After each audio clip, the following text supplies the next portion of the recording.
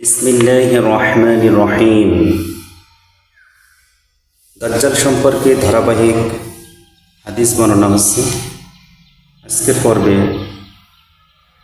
আমরা গুরুত্বপূর্ণ হাদিস আলোচনা করব দাজ্জাল সম্পর্কে, যেটা আমাদের জন্য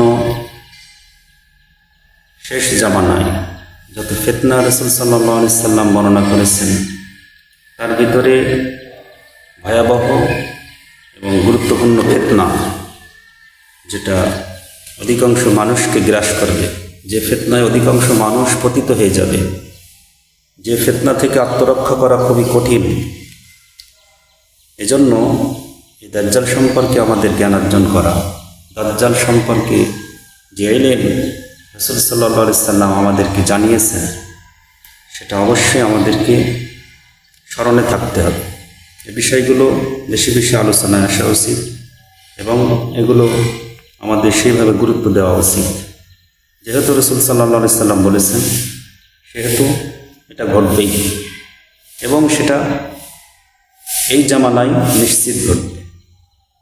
রাসূল সাল্লাল্লাহু আলাইহি সাল্লামের উম্মতের মধ্যে নিশ্চিত দাজ্জাল আসবে, এর মধ্যে কোনো সন্দেহ নাই। এটাও আমাদের একটা ঈমান। হযরত মুগীরা ইবনে শুবা রাদিয়াল্লাহু তাআলা আনহু থেকে বর্ণিত, তিনি বলেন, আমি রাসূল সাল্লাল্লাহু আলাইহি সাল্লামকে দাজ্জাল সম্পর্কে যত জিজ্ঞেস করেছি, তার চেয়ে বেশি আর কেউ জিজ্ঞাসা করিনি। তিনি আমাকে বললেন, ও তোমার কি ক্ষতি করবে? আমি বললাম, লোকেরা বলে তার সঙ্গে রুটির পাহাড় ও পানির নহর থাকবে।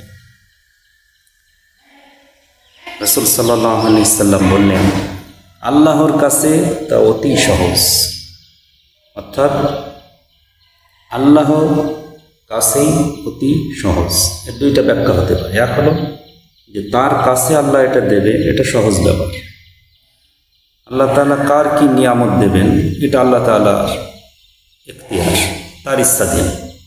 দাজ্জালকে তার বা এটা দাজ্জালকে কেন দিবেন?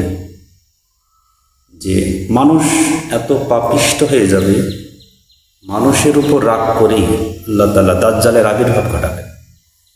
দাজ্জালের আবির্ভাবটা অবশ্যই একটা আযাব, একটা গজব। এই গজবটা মানুষের জন্যই আসবে, মানুষের কর্মের জন্যই আসবে। এই দাজ্জালকে আল্লাহ তাআলা এই যে রুটির পাহাড়, পানির নহর, তার ইখতিয়ার করে দেবেন। কিসের জন্য? মানুষকে পরীক্ষায় ফেলানোর জন্য। মানুষ যত বেশি চালাক হয়ে যায়, নিজেকে বেশি বুদ্ধিমান মনে করে, আল্লাহ থেকে নিরাপদ মনে করে, আল্লাহর উপর তাওয়াক্কুল না করে সে বিভিন্ন আল্লাহর উপর শিরিক, আল্লাহকে বাদ দিয়ে অন্যকে ডাকা, আখিরাতমুখী না হয়ে দুনিয়ামুখী হওয়া, এই যে ফিতনাগুলো আছে, এই যে আমলগুলো আছে, এই পাপে যখন মানুষ বেশি পাপিষ্ট হয়ে যাবে, তখন গজব স্বরূপই দাজ্জালের আবির্ভাব হবে। নিশ্চিত এটা একটা মানুষের জন্য বড় ফিতনা এবং বড় পরীক্ষা। এই পরীক্ষা কঠিন হওয়ার জন্যই আল্লাহ তাআলা দাজ্জালকে এই নিয়ামত দিবেন। দ্বিতীয় আরেকটা হলো যে আল্লাহর কাছে এটা অতি সহজ। এটা হলো কি, যে আল্লাহর জন্য এটা বা তার কাছে যে রুটির পাহাড় থাকবে বা পানির নহর থাকবে, এর চাইতে আল্লাহর কাছে উত্তম জিনিস। আল্লাহর যদি আমরা তার এই নিয়ামতের দিকে না যেয়ে, তার এই ফিতনায় না পড়ে, আমরা যদি আল্লাহর উপর তাওয়াক্কুল করি, আল্লাহর উপর ভরসা করি, তাহলে অবশ্যই আল্লাহ কাছে যেটা আছে, আল্লাহর কাছে যে আমরা যেটা পাবো, সেটা এর চাইতেও অতি সহজ। তার ফিতনায় পড়ার চাইতে আল্লাহমুখী হয়ে থাকলে আমরা যেটা পাবো, সেটাই আমাদের জন্য সহজ হবে, যদি আমরা বুঝি। হযরত আনাস রাদিয়াল্লাহু তাআলা আনহু থেকে বর্ণিত, তিনি বলেন, রাসূলুল্লাহ সাল্লাল্লাহু আলাইহি ওয়াসাল্লাম বলেছেন, এমন কোনো নবী নেই যিনি নিজ উম্মতকে মহা মিথ্যাবাদী কানা দাজ্জাল সম্পর্কে সতর্ক করেননি। কিন্তু মনে রাখবে, সে এক চোখ কানা বিশিষ্ট, তার অবশ্যই এক চোখ কানা। আর নিশ্চয়ই তোমাদের মহা মহিমান্বিত রব প্রতিপালক তিনি কানা নন।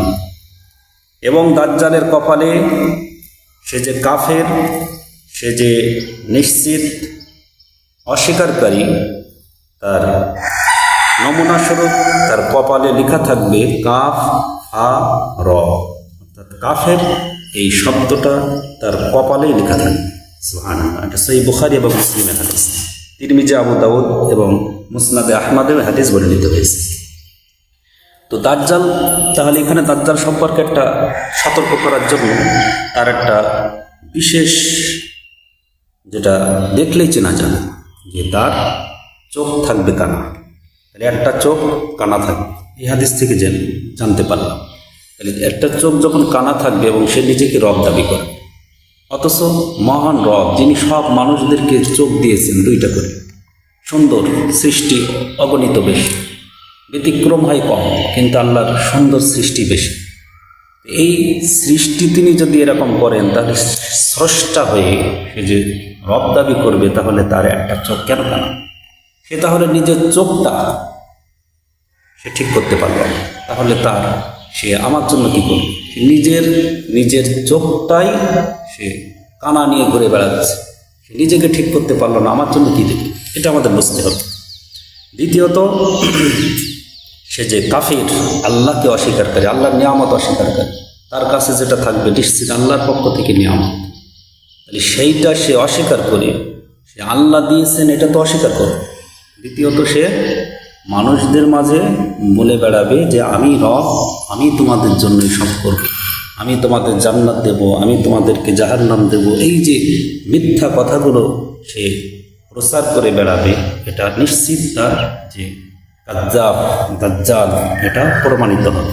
দ্বিতীয়ত, তার কপালেই আল্লাহ তাআলা কাফ হা র, এই কাফের লিখে দিবেন, সেটা মুছে ফেলার ক্ষমতাও তার থাকবে না।